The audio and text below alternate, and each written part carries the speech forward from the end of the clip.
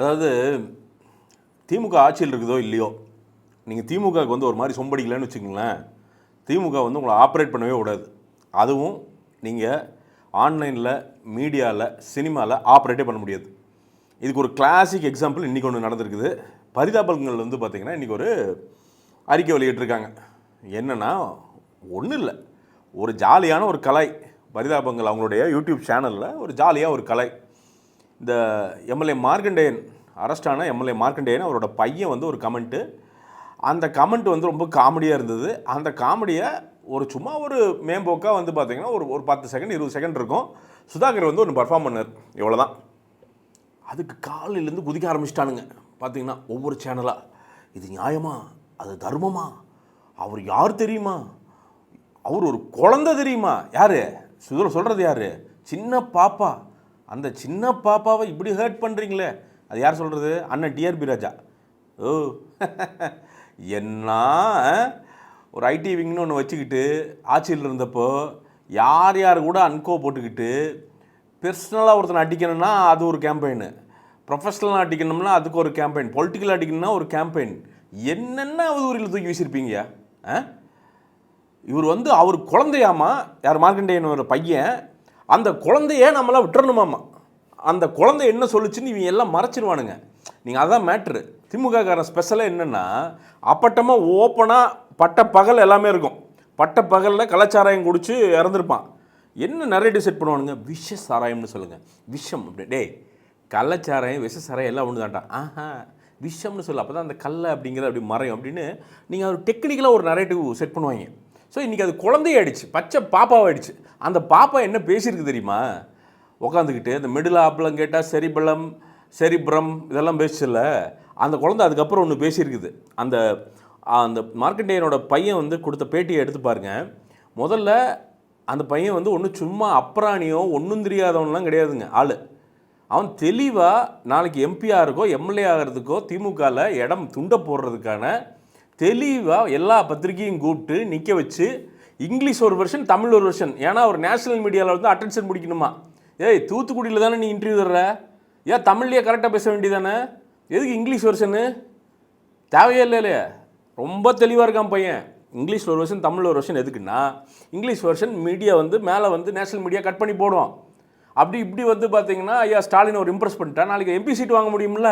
அவன் தெளிவாக அரசியல்வாதியாகி, அவன் பல வருஷம் ஆச்சு அரசியல்வாதியாகி, அவனை பச்சை பாப்பாவான். அதில் ஒன்று சொல்கிறான், அது ஒன்று சொல்கிறான், அது யாரும் நோட்டீஸ் பண்ணலன்னு நினைக்கிறேன். என்ன சொல்கிறான் தெரியுமா, சிஎம் சார் உங்கள் பையன்தான் உங்கள் கூட இல்லை, நான் வந்து எங்கள் அப்பா கூட இருக்குன்னு நினைக்கிறேன். இதெல்லாம் குழந்தை பேசுகிற பேச்சாது, இதெல்லாம் ஒரு குழந்தை பேசுமா அது இதைய. அதெல்லாம் அவனுக்கு தெளிவாக தெரியும், அது குழந்தையெல்லாம் கிடையாது, அது விஷ பாட்டில். அது தெளிவாக தான் தெரிஞ்சு தான் பேசுகிறான் அவன் ஆள். அவன் இதுக்கு முன்னாடி வந்து பார்த்திங்கன்னா இவங்க ஆட்சியில் இருக்கும்போதே ஏதோ சொல்லி வாயை பற்றி கூட்டிகிட்டு போனாங்க ஏதோ ஒரு பஞ்சாயத்தில். ஸோ இது வந்து ஒரு ப்ராப்பர் ப்ராக்டிஸ் பண்ணப்பட்ட வளர்க்கப்பட்ட திமுகவுக்குன்னே வந்து வளர்க்கப்பட்ட ஒரு ஆடு, நேர்ந்து விட்ட ஆடு அது. அதை பச்சை குழந்தைன்னு எப்படிடா நீங்கள் வந்து இது பண்ணுறீங்க. அவன் பரிதாபங்கள் என்ன பண்ணிட்டாங்க, அவன் ஒன்றும் பண்ணல. நீ சொன்னது தப்பு அப்படின்னா, அவங்க அப்பா ஜெயிலில் இருக்கும்போது, அப்பா என்ன யார், வாவு சிதம்பரனாரா, சுதந்திர போராட்ட தியாகி அவர், தூத்துக்குடியில் இருக்கிறங்காட்டி சொல்கிறேன் நான். சிதம்பரனார் செக்கிழுத்தார், கப்பல் ஓட்டினார், இந்தியாவை காப்பாற்றணும்னு நினச்சாரு, அதனால் பிரிட்டிஷ்காரன் வந்து சிறையில் போட்டான். ஐயோ சிதம்பரனார் செக்கிழுக்கிறாரு அப்படின்ட்டு எல்லாம் வந்து அழுகிறாங்களா. தலைவன் என்ன பண்ணான், எதுக்கு எடுத்தாலும் வாயை திறந்தா கெட்ட வார்த்தை, கம்ப்ளீட் கெட்ட வார்த்தை. ஏற்கனவே சில வீடியோஸ் எல்லாம் இருக்குது பார்த்தா, நடந்து போகும்போது கண்ணா அப்படின்னான்னு கெட்ட வார்த்தை பேசுவார். எதுக்கு ஜெயிலில் போட்டிருக்காங்க, ஒரு போராட்டம் பண்ணாரா. இப்போ காவிரி நதிநீர் ஆணையம் வந்து பார்த்திங்கன்னா நிலநாட்டணும் அப்படின்ட்டு வந்து பார்த்திங்கன்னா எங்காவது போய் நின்று பார்டரில் நின்று போராடினாரா, இல்லை காஷ்மீரில் இந்தியாக்காண்டி போராடினாரா, இல்லை ஜந்தர் மந்தரில் போய் காங்கிரஸ் பார்ட்டிக்காண்டி போராடினாரா. என்ன பேசு, எகத்தால பேச்சு. அவர் ஒரு முதல்வர், ஒரு சிட்டிங் சிஎம் விஜய் என்ன பேசுகிற, அப்படி எலும்பை உடைக்கிறாங்கிற, அப்படி எலும்பு உடைக்கிறன்னு பேசுனா ஒரு சிஎம் உட்காந்து வேடிக்கை பட்டிருப்பாரா, இல்லை சட்டம் வேடிக்கை பட்டிருக்குமா. அதற்கான தண்டனை தான் இந்த சிறை. அதுலேயே நடுவில் உலக ட்ராமா நடந்தது, துப்பாக்கி வைத்து மிரட்டுகிறார்கள். நீங்கள் துப்பாக்கிக்கு மிரட்டுறீங்களா, விட்டுருவீங்களாயா நீங்கள். ஒரு எம்எல்ஏ உன்னை வந்து துப்பாக்கி வச்சு மிரட்டி அவன் தப்பிச்சு போயிட முடியுமா, இல்லை விட்டுருவீங்களா. உலகத்தில் இருக்கிற அத்தனை வக்கீலை வச்சு வாதாடி பார்த்துருவீங்க. இன்னும் சின்ன ஆளுங்களா நீங்கள்? இல்லை ஒன்றும் இல்லாமல் இருக்கிறீங்களா நீங்கள்? 10 பரம்பரைக்கு பேக்கப்போட உட்காந்துருக்கிறீங்க நீங்கள். கம்முன்னு விட்டுருவீங்களா என்ன? ஏதோ இவர் பெரிய சுதந்திர போராட்ட தியாகி இவர் செக்கிழுத்துட்டு இருக்கிற மாதிரியுமே, நாங்கள்லாம் எல்லாம் நாடே வருத்தத்தில் இருக்கிற மாதிரியுமே, அதுக்கு நடுவில் இந்த பையன் பேட்டி கொடுக்குற மாதிரியுமே, அந்த பேட்டியை வந்து மனசு இல்லாமல் என்ன மனசாட்சியே இல்லாமல் வந்து பார்த்தீங்கன்னா பரிதாபம் சுதாகர் நக்கல் பண்ண மாதிரியுமே இவனுங்க ஒரு பில்டப் 2 நாளாக பில்டப். நீ பார்த்தீர்களா? ஆ ஆங்கிறானுங்க. டேய் என்னடா என்ன? அப்படிலாம் ஒன்றும் நடக்கலை. சும்மா ஆத்தாதீங்கடா, பொய்யா பேசாதீங்க. அவங்க எல்லாத்தையும் கலாச்சிருக்காங்க. அவங்க வைகோவை கலாச்சிருக்கிறாங்க, சீமானை கலாச்சிருக்கிறாங்க, எல்லாத்தையும் கலாச்சிருக்காங்களே. இல்லை விஜய் மட்டும் கலாய்ப்பாங்க இப்போ என்ன? ஆனால் இந்த 5 வருஷம் நோட்டீஸ் பண்ணிங்களா உங்களோட சுதந்திர இந்த மீடியா சுதந்திர லட்சணம்? அந்த தேர்தல் ஆணையம் வந்து என்னைக்கு வந்து சார்ஜ் எடுத்துச்சோ அதுக்கப்புறம் தான் ஸ்டாலின் சாரை பற்றி ஒரு பிட்டை அவங்களால போட முடிஞ்சுது.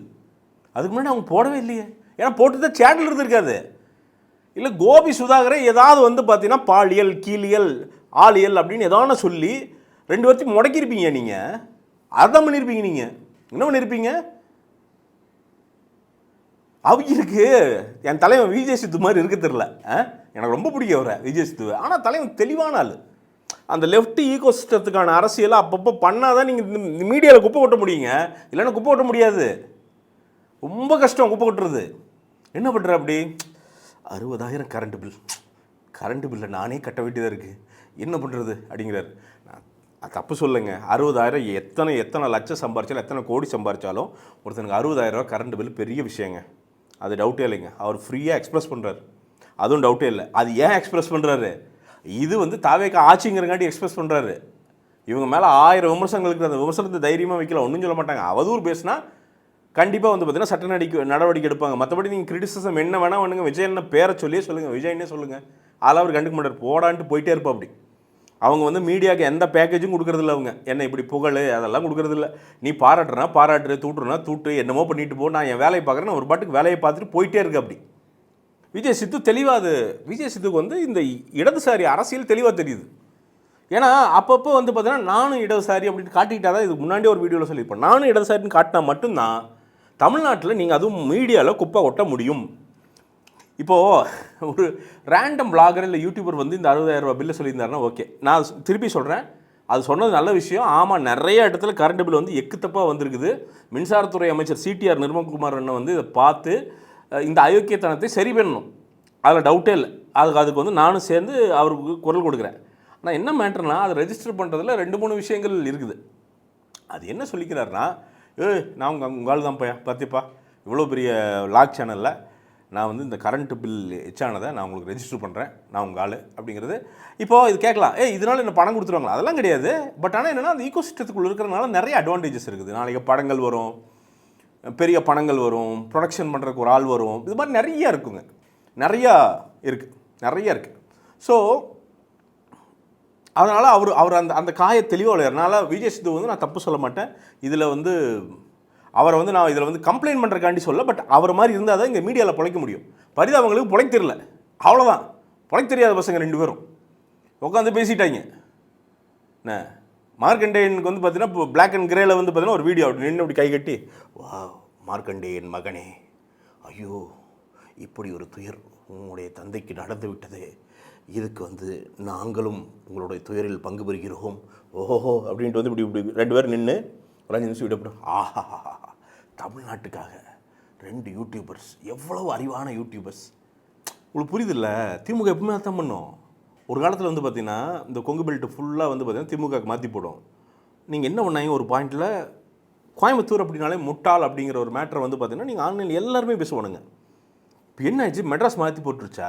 நீங்கள் நல்லா நோட்டீஸ் பண்ணி பாருங்கள், மெட்ராஸ்காரன் பூரா முட்டாள்னு பேசிகிட்டு இருக்காங்க. அவனை பொறுத்த வரைக்கும் அவனுக்கு ஓட்டு போடுறான் அறிவாளி, அவனுக்கு ஆப்போசிட்டாக நிற்கிறவன் முட்டாள், அவ்வளோதான். ஏன் அப்படிங்கிறதெல்லாம் அவனுக்கு தெரியாது. இந்த இன்றைக்கி பாரு, குளத்தூரில் ரீகவுண்ட் போயிருக்காங்க பாருங்கள், எவ்வளோ பெரிய அறிவாளியில் இருப்பாங்க பாருங்கள்.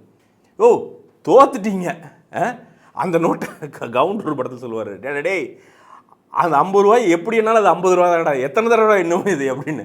அந்த மாதிரி அது அவ்வளோதான். அட்வைஸ் பாருங்கள், அவருக்கு அட்வைஸ் இப்பவும் பாருங்கள் எவ்வளோ தப்பாக அட்வைஸ் பண்ணுறாங்க பாருங்க. போய் தலைவரை திருப்பி என்னங்க தலைவர், அந்த 4 பொட்டியில் தான் ஏதோ மிஸ்டேக்கு, அதை சரி பண்ணால் நீங்கள் ஜெயிச்சிருவீங்க அப்படின்னு எவனோ ஒருத்தர் சொல்லியிருக்கான் பாருங்கள். ரீகவுண்ட் போயிருக்காங்க. ஸோ திமுக வந்து எப்போவுமே இதை பண்ணும். நீங்கள் தைரியமாக இப்போ நான் பேசுகிறேன் இல்லைங்க, நான் இப்போ ஓப்பனாக உங்களுக்கு சொல்கிறேங்க, நாளைக்கு திடீர்னு ஒரு 6 மாதத்தில் வந்து திமுக ஆட்சி வந்துடுதுங்க. மேக்ஸிமம் 2 வாரங்க வந்ததுலேருந்து நான் உள்ளே இருப்பேன். என்ன கேஸ்னே தெரியாது, நிச்சயமாக உள்ள இருப்பேன். இப்போ ரெஜிஸ்டர் பண்ணுறேன் நான் உங்களுக்கு, உறுதியாக உள்ள இருப்பேன். அதுதாங்க திமுக. இப்போ இல்லை ஐயோ நாங்களும் அது கிடையாது அப்படிங்குவானுங்க. அவனுக்கு எவ்வளோ கொடூரமானவனுக்கு ஒரு சிம்பிள் சாம்பிள் சொல்கிறேங்க. ஒரு பாட்டி ஏதோ ஒரு கோவத்தில் முதல்வர் மேலே எல்லாத்துக்கும் எல்லா முதல்வர் மேலேயும் கோவம் இருக்குங்க மக்களுக்கு, அது வருங்க, பில்டப் ஆயிருங்க. ஏதோ ஒரு இதுக்கு வந்து பார்த்தீங்கன்னா மண்ணை தூத்தியோ ஏதோ ஏதோ ஏதோ ஏதோ கொண்டு வீசுகிறாங்க. போஸ்டர், முதல்வருடைய போஸ்டர். அந்த விஷயத்தை ஒரு பையன் கேப்சர் பண்ணுறான். ஏங்க அவனை தேடி அரெஸ்ட் பண்ணாங்க. என்ன பேசுறீங்க நீங்கள்? ஏன்னா மீடியாவில் எவனும் பேச முடியாது. உடனடியாக ஃபோன் வந்துடுங்க, அடுத்த செகண்ட் உங்களுக்கு ஃபோன் வரும். எப்படி பேசலாம் நீங்கள் அப்படிங்கிறத ஃபஸ்ட்டு டிப்ளமேட்டிக்காக கேட்பானுங்க. 2வது தடவை வேறு மாதிரி இருக்கும். 3வது தடவை நீங்கள் கம்ப்ளைண்ட் பண்ணலையா, உங்களுக்கு ஒரு கேம்பெயின் ரெடி ஆகிடும் ஆன்லைனில் வச்சு பேஸ்லேருந்து உங்களை பிடிச்சி உங்களை எமோஷனலாக எங்கெங்கே வயிற்றில் அடிக்க முடியுமோ அடித்து ஒரு வழி பண்ணி க்ளோஸ் பண்ணாமல் அவனை விடவே மாட்டானுங்க. இது அத்தனை பேர் ஆன்லைன் இன்ஃப்ளூயன்ஸ் அத்தனை பேருக்கு கிடச்சிருக்கு. இது எல்லாத்துக்கும் அந்த பயம் இருக்குது. நம்ம ஏதோ பண்ணிட்டோம்னா, ஏதாவது இவங்களை எதிர்த்துட்டோம்னா இப்பவும் பயம் இருக்குங்க. நான் சொல்கிறேன், இப்பவும் பயம் இருக்குது. தக்கு மாதிரியே தான் பண்ணுவானுங்க. வெளியில் மட்டும் கேளுங்க, கருத்து சுதந்திரம், ஆஹா கருத்து சுதந்திரம், நீங்கள் என்ன வேணால் கருத்து சொல்லு, நீ என்ன வேணால் கருத்து சொல்லு, என்ன வேணால் திமுக ஆதரிச்சு நீ என்ன வேணால் பண்ணு பேசு, நீங்கள் எதிர்த்த அவ்வளோதான் முடிஞ்சுது, அவ்வளோதாங்க. நீங்கள் வந்து திமுகவை சொம்படிச்சிட்டிங்களா, செந்தில் பாலாஜியே உத்தமன், அவ்வளோதான். இன்னைக்கு பாருங்கள், செந்தில் பாலாஜிக்கு வந்து இந்த அதாவது ஏதோ 5 நாளுக்கு நம்ம வந்து பர்மிஷன் வாங்கியிருக்கா, அப்படி அரஸ்ட்லேருந்து ஏதோ வாங்கினேன், அதுக்கே வந்து நான் திமுக காரண்டா அப்படின்னு. ஏன்டா டே என்னடா ஜெயிலுக்கு போகிறவன் ஏதோ தப்பிச்சு வெளியில் நிற்கிறான், அவன் என்னடா அதில் என்னடா திமுக காரண்டா? அதனால் ஆன்லைனில் குப்பை கொட்டுறதுனா என்ன மாதிரிலாம் இருந்துடாதீங்க. இல்லை வந்து பரிதாபங்கள் கோபி சுதாகர் மாதிரிலாம் இருந்துடாதீங்க. சித்து மாதிரி சிம்பிளாக அழகாக அப்பப்போ ஒரு பாலை போட்டுட்டு வாழ்க்கையை பொழைக்கிறதுக்கு பாருங்கள். இன்னொரு வீடியோவில் சந்திப்போம். வணக்கம்.